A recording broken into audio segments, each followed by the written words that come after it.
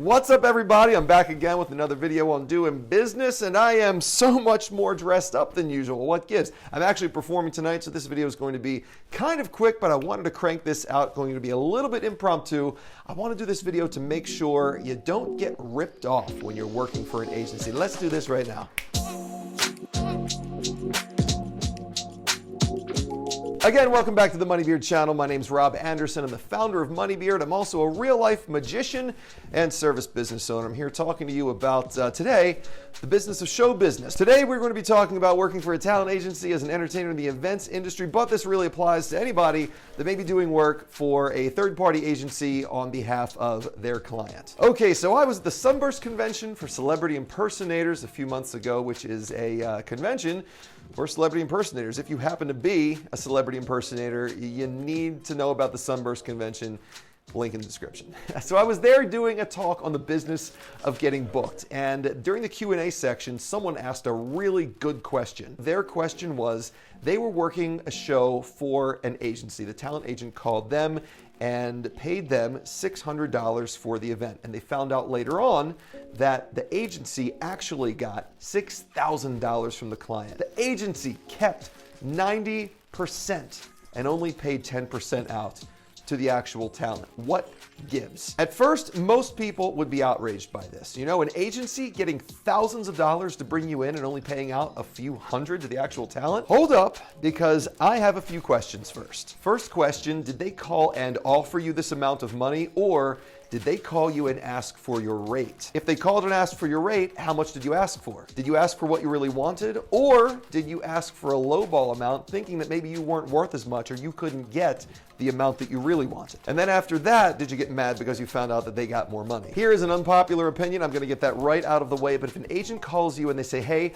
we need you for this event and we can pay you this amount of money, and you take that rate, even though you want more, without negotiating, without asking any questions, even though you want more money, and you find out later on the agent got way more, you have no room to complain. I told you this was going to be unpopular. Stay with me here. I'm not saying it's ethical of an agent to do that. I'm not saying it's ethical for them to get a huge sum of money and only pay you a little bit. That's not what I'm saying. But what I am saying is you can't complain if you blindly accepted the amount that you were offered. And that also goes for if you ask for a certain amount of money and they pay you that amount. If they called you and said, what's your rate?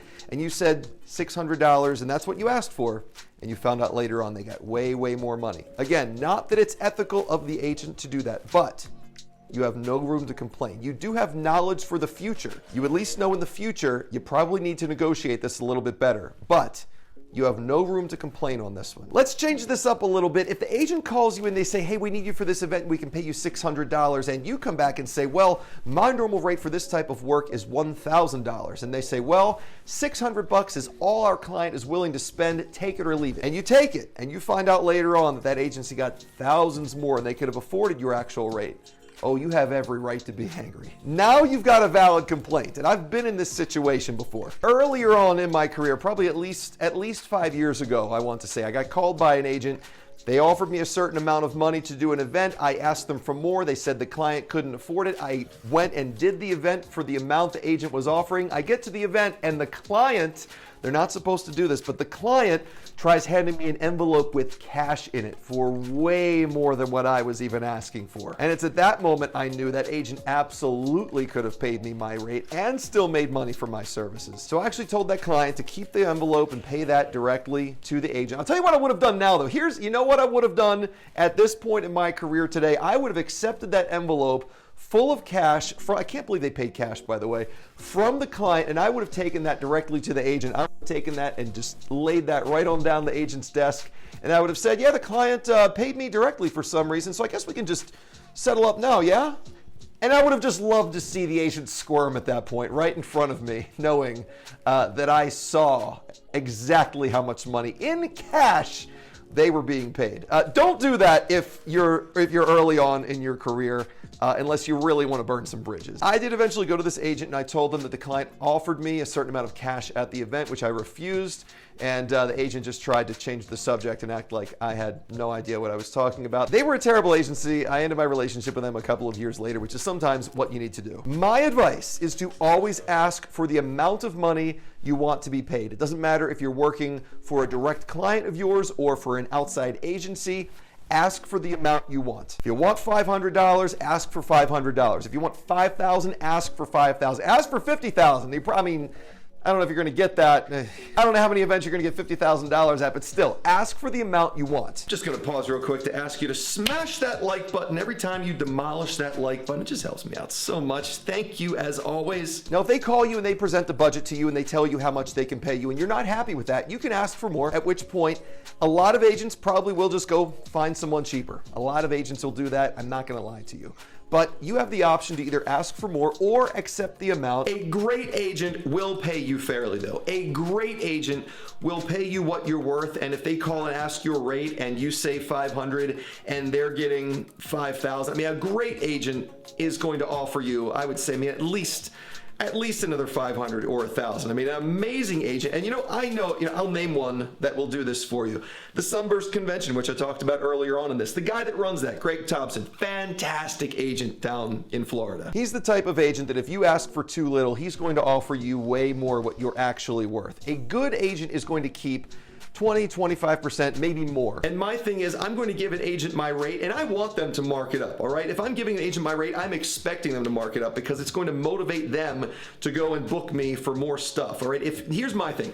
If you're booking me for the type of events I want to work, for the type of clients that I want to work at, really high-end stuff, please mark my rates up. Mark it up, put at least 20% on it or more if you want to, as long as you're paying me what I want. And look, there are a lot of scumbag agencies out there, unfortunately. There are a lot that will try to rip you off. They'll try to do some of the things I've talked about in this video, and you just need to be aware of that going in. I'm trying to educate you a little bit if you haven't dealt much with agencies, so you understand sort of how the game works, and I swear I feel like it almost is a game sometimes rather than a business or an industry. I could probably do a whole other video on scumbag agencies, but I mean, that's a story for another time, I guess. I'll tell one story. Aside from the one that I told you about earlier, I remember working early on when I first got to Vegas. I would say I was in Vegas for probably around a year. I was really green. And this wasn't even doing magic. This was presenting at a trade show. I got called and I auditioned and I actually got the role of presenting a major blockbuster Hollywood movie. Okay, so my job that I was hired for here was to be at a convention being the hype man, the guy presenting this movie, not just anybody, but the main buyers and the VPs and the CEOs of some of the largest retailers. And I am presenting this new movie coming out to them so they can potentially put the merchandise from this movie in their stores after it comes out. I even got to do this presentation for the CEO and his board of the company that produced this movie. This is a major thing for me. Now, at the time, I had no idea what I should be paid for doing something like this, and I was being paid at the time about $300 per day, which, if you know anything about this type of work,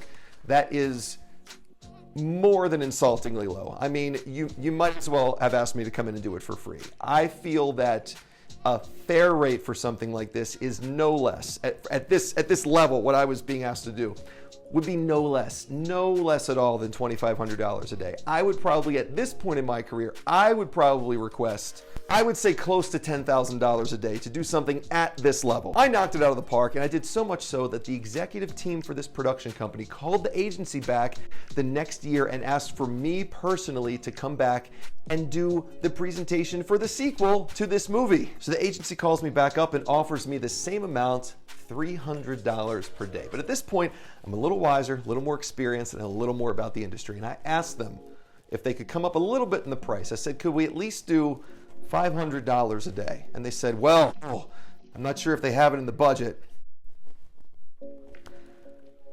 We'll see what we can do for you, Rob. 5 minutes later, that agency sent out a mass email with a casting call.